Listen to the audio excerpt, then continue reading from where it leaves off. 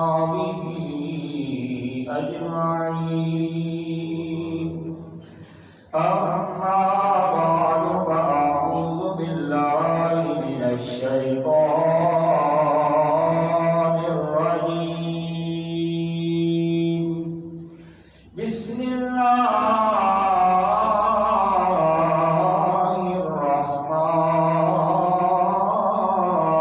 الرحيم. لقد رضي الله عن المؤمنين إذ يبايعونك تحت الشجرة. آمنت بالله صدق الله العظيم وصدق رسوله النبي الكريم الأمين ونحن على ذلك لمن الشاهدين والشاكرين والحمد لله رب العالمين. إن الله وملائكته يصلون على النبي يا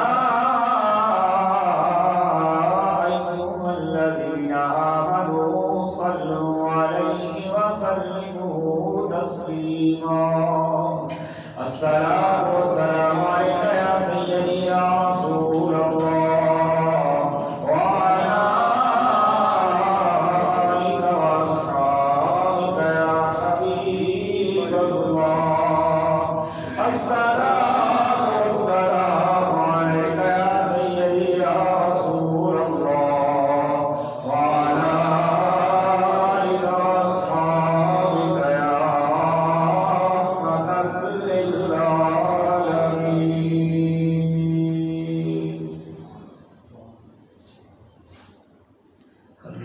السلام کے بعد میرے نہایت واجب احترام بزرگوں دوستوں عزیز ساتھیوں حاضرین و سامعین السلام علیکم ورحمۃ اللہ وبرکاتہ۔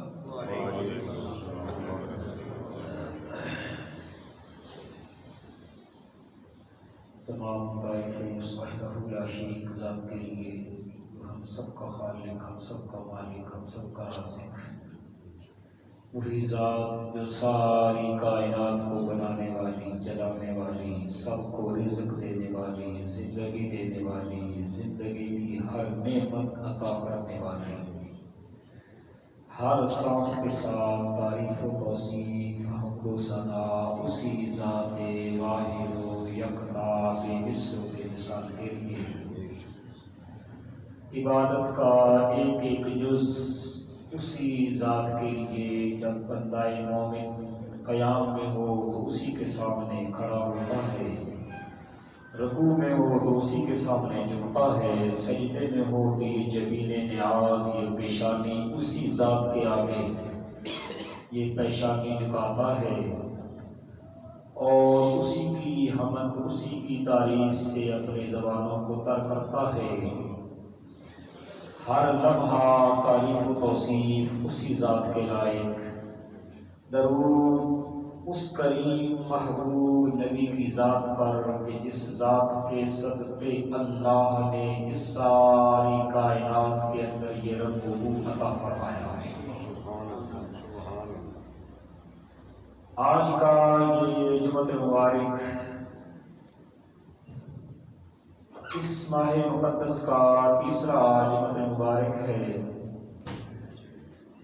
اور آج اتفاق سے 18 ذی الحج ہے اور 18 ذی الحجہ ہی یوم شہادت ہے خلیفہ ثالث امیر المومنین حضرت سیدنا عثمان بن عفان رضی اللہ تعالی عنہ، جنہیں سرکار کی صحابی ہونے کے ناطے، پھر داماد ہونے کے ناطے جنہیں یہ شرف اور یہ لقب ملا ہے ذوالنورین، جن کے عقد کے اندر، نکاح کے اندر سرکار کی 2 صاحبزادیاں آئی، اس نسبت سے انہیں ذوالنورین کہا جاتا ہے۔ اگر عثمان کے نکاح میں سرکار کی 2 صاحبزادیاں آ جائیں تو وہ 2 نوروں والے بن جاتے ہیں۔ وہ دو نوروں والے ذوالنور ہیں، اور اس نبی کا اپنا مقام کیا ہوگا؟ قربان جائیں، میں اکثر کہا کرتا ہوں کہ الحمدللہ ہمارے نہ دل کالے ہیں نہ چہرے کالے ہیں نہ زبانیں کالی ہیں، ہم سرکار کی ہر نسبت کا احترام کرتے ہیں، وہ چاہے صحابہ پاک ہوں، وہ چاہے اہل بیت اطہار ہوں، وہ چاہے مولا علی حیدر کرار کی ذات پاک کیوں نہ ہو، وہ سرکار کے گھر والے کیوں نہ ہو،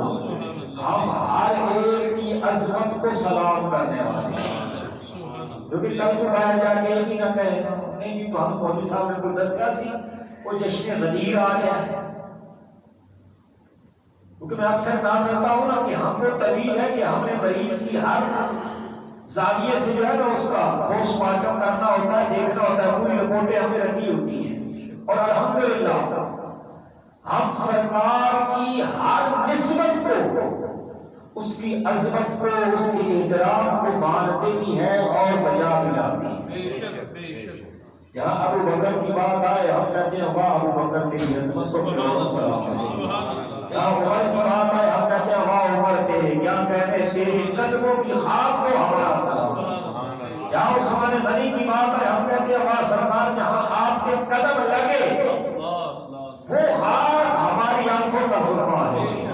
اور جہاں مولا علی حیدر کرار کی بات آ جائے ہم کہتے ہیں سرکار جہاں آپ کے قدم لگے نا ہمارے لیے اس سے بڑی سعادت کی بات کیا ہے کہ وہ خواب ہمارے سر کا تاج بن جائے۔ یاد رکھنا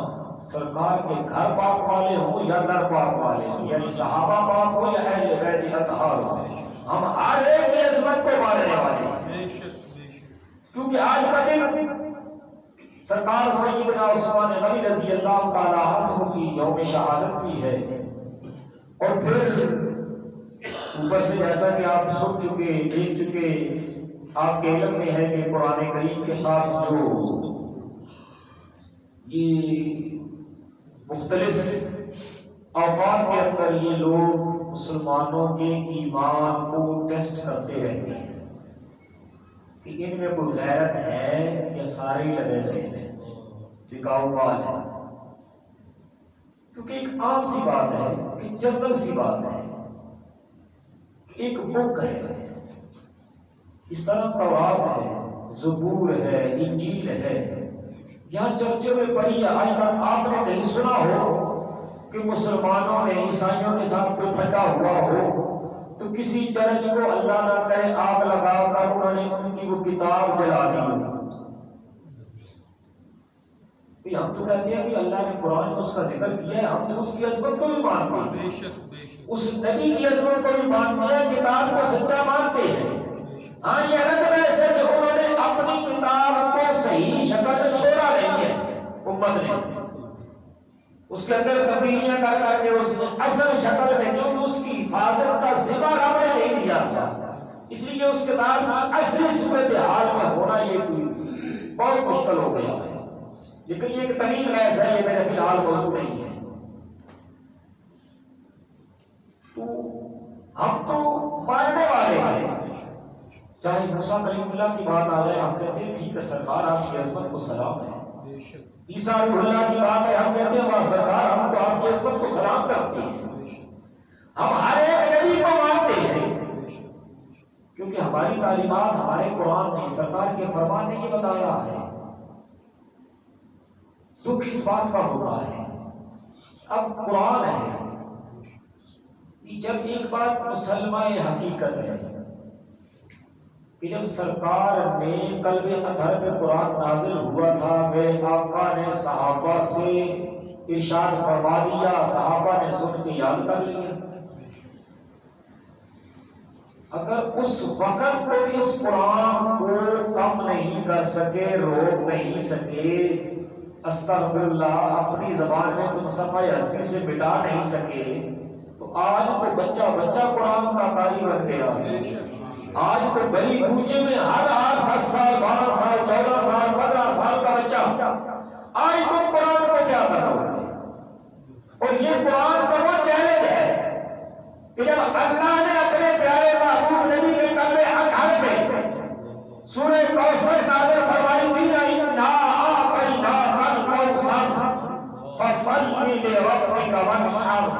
ان شانئک هو الابتر۔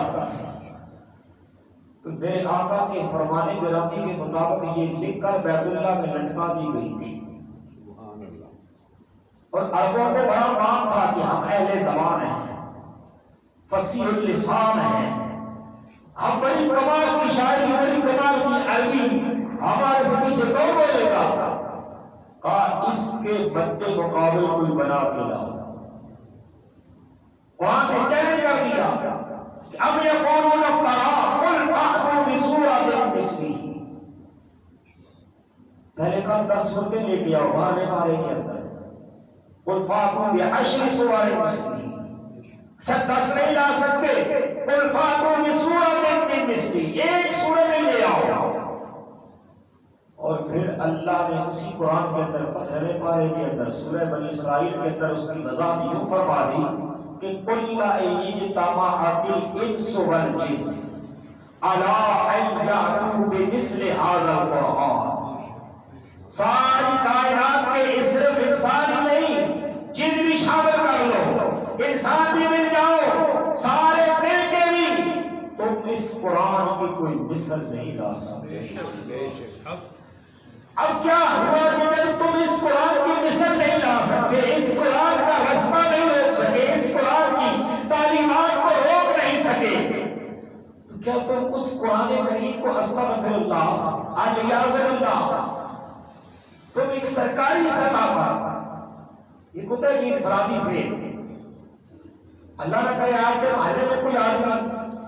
چوری کرتا ہے، ڈکیتی مارتا ہے، یہ انفرادی فیل ہے، وہ رات یا اندھیرے میں یا چھپتا ہے یا کسی کی غیر موجودگی سے فائدہ اٹھاتا ہے۔ ہر انسان کہے گا یار یہ وقوف چور تھا، مجرم تھا، لیکن یہ کہہ کہ دیتا دلیری گن کے جسے کہتے ہیں گن پوائنٹ پہ دن دہاڑے اسے کچھ اور نام دیا جاتا ہے، تو یہ چوری نہیں ہے، یہ گن پوائنٹ پہ ہو رہا ہے ہمارے ملک کے ساتھ اور مسلمانوں کے ساتھ، اور ہے کتنے؟ یہی تو مسئلہ ہے۔ اگر مسلمان اکٹھے ہو جائیں، تاریخ کے اندر اگر آج ہماری قوم کا المیہ یہ ہے نا کہ ہم نے اخبار خرید کے پڑھ لینا، لیکن قرآن گھر پڑا ہے، مفت میں نہیں پڑھنا، جھوٹی خبریں پیسے دے کے خریدنا، سچی خبریں جو قرآن میں موجود ہیں ہم نے وہ نہیں پڑھنی۔ کئی ہفتے گزر جاتے ہیں قرآن پر زیارت کیے ہوئے، اس کو دیکھے ہوئے، پڑھے ہوئے۔ علامہ اقبال اس بات کو دیکھ کر تو تڑپا تھا نا ہمارا کہ وہ زمانے میں معزز تھے مسلمان ہو کر، اور ہم خار ہوئے تارک قرآن ہو کر۔ جب اس نے دیکھا نا ہمارا حال تو پکار اٹھا کر ترسے قرآن ہم نے نہ بھلایا ہوتا، کہ اگر ہم نے قرآن کا سبق بھلا نہ دیا ہوتا، زمانے نے یہ زمانہ ہمیں نہ دکھایا کہ حالات نے، اس معاشرے نے ہمیں یہاں تک لا کے نہ چھوڑا ہوتا، اگر ہم نے رسول اللہ کے فرمان کے مطابق اور قرآن کے اصول کے مطابق اپنی زندگی گزاری ہوتی۔ کیوں؟ تاریخ ہماری یہ بتاتی ہے کہ جب ترکوں کی حکومت تھی تب بھی ان یہودیوں نے، عیسائیوں نے اسی طرح کی ایک جسارت کی تھی۔ تب سلطان عبدالحمید زندہ تھا، تخت نشین تھا، اس کو اطلاع دی گئی کہ انہوں نے کوئی ڈرامے کا کوئی نام بنا کے کوئی اس طرح کا کوئی پوزیشن بنا رہے ہیں۔ اس نے ان کے جو ایلچی ہوتے ہیں، سفیر ہوتے ہیں، اس کو ایک دن پہلے طلب کیا۔ اس نے کہا میں نے سنا ہے تمہارے ملک میں کچھ اس طرح کا کوئی پروگرام بن رہا ہے، یا کل ہونا ہے یا کرنا ہے، کیا ہے؟ اس نے کہا یہ تو ایک اسے کہتے ہیں کہ ان کی آزادی ہے، ہر ایک جیسے آج ہمارے یہاں کہا جاتا ہے فنڈامنٹل۔ اس نے جب سنا نا، اس نے کہا تو نے تو اپنی بتا دی، اب میری بھی سن لے۔ تلوار نکال کے نا آئے دیکھ کیا ہے، اگر یہ جو تو بتا رہا ہے کہ کل یہ ہونا ہے، اگر یہ کل ہو گیا تو پھر اس کو یہ تلوار روکے بھی یہ فیصلہ کرے گی کہ کیا ہوگا، بس چلا جائے یہاں سے۔ آج تک جس نے نہیں پڑھا وہ کتاب بندہ فقیر دے سکتا ہے. اپنی تاریخ پڑھ کے دیکھو. وہ واپس پلٹا, اس نے کہا میرے سلطان عبد الحمید نے یہ کہا ہے کہ اگر تم لوگوں نے یہ کام کیا تو پھر یہ نہ اس چکر میں رہنا کہ بات ہوگی ہم احتجاج کریں گے, پھر ہم جلوس نکالیں گے, پھر ہم چوک بند کریں گے, پھر ہم نعرے لگائیں گے. نہ, یہ تلوار پھر کل ہی فیصلہ کر دے گی. تو اسی وقت وہ رک گئے تھے, ان کے قدم نہیں پہ بیٹھ گئے. کیوں؟ یہ جو ہے نا جلوس نکالنا, اس میں کوئی شک نہیں, ٹھیک ہے, لیکن جلوس وہ نکالتے ہیں جو کمزور ہوتے ہیں. ہاں, احتجاج وہ کرتے ہیں جو کمزور اور ناتواں ہوتے ہیں. جو طاقتور ہوتے ہیں نا وہ جلوس نہیں نکالتے. ہاں, وہ فیصلہ کرتے ہیں, اس پہ عمل درآمد ہو جاتا ہے. ہاں, جس کو نہیں پتا ہو تاریخ پڑھ کے دیکھ لے. جب امریکہ نے صدام پہ اٹیک کر کے سمیٹا تھا, جلوس کو نکالا تھا, جب یہاں ہمارے ہاں پورے افغانستان کا تحس نحس کیا تھا, کوئی جلوس نکالا تھا, اس نے کہا تھا یہ کرنا ہے, کر دیا. اور یہ سارے کس بیٹھ کے مسلمان ممالک کے حکمران کیا کر رہے تھے, تب کہاں چنے بیچ رہے تھے. کیوں؟ جو تکڑا ہوتا ہے وہ فیصلہ کرتا ہے, جو کمزور ہوتا ہے وہ چی چی کرتا رہتا ہے. اور آج